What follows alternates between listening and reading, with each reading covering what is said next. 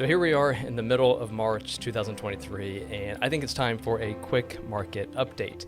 First things first, going into 2023, everybody thought that the housing market was on the brink of collapsing and that this year would be much slower than last year. But I'm sitting here letting you know that that is anything but the truth. Now, I do want to say that these stats are based off of just the central Indiana real estate market.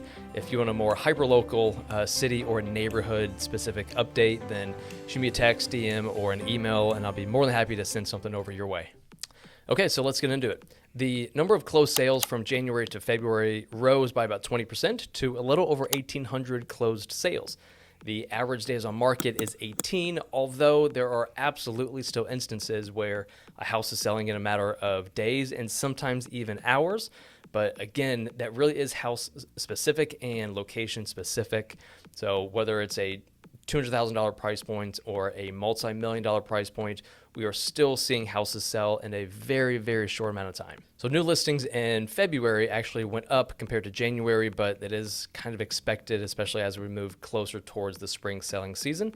But compared to February 2022, the number of new listings actually went down by about 13%. And I think that's because the would-be sellers of 2023 are pumping the brakes a little bit because they're probably listening to the national headlines about the real estate market and not focusing on the hyper-local central Indiana real estate markets. So far this year, we've listed 12 houses, and 4 of those houses had multiple offers on them.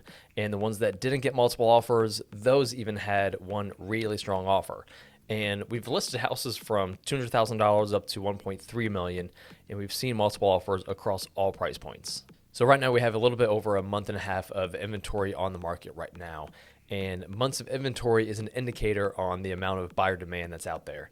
So a month and a half is not much at all. So normally for a balanced housing market, we like to see about 4 to 6 months of inventory, and we have a month and a half right now. So as of mid-March, mortgage interest rates are sitting in the low 6% range, which sounds high, but that's compared to the previous 2 or 3 years of 2, 3, 4% interest rates. So we've absolutely been spoiled. But now that buyers are kind of understanding that, the high 5s, low 6s is kind of the new norm, then even with a 1%, maybe even a 1.5% fluctuation up or down, then that's still a good rate, especially from a historical perspective.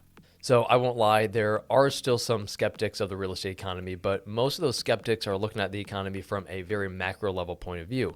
But if you get hyper-local and focus only on the central Indiana real estate economy, then it paints a much more sustainable and healthier real estate economy.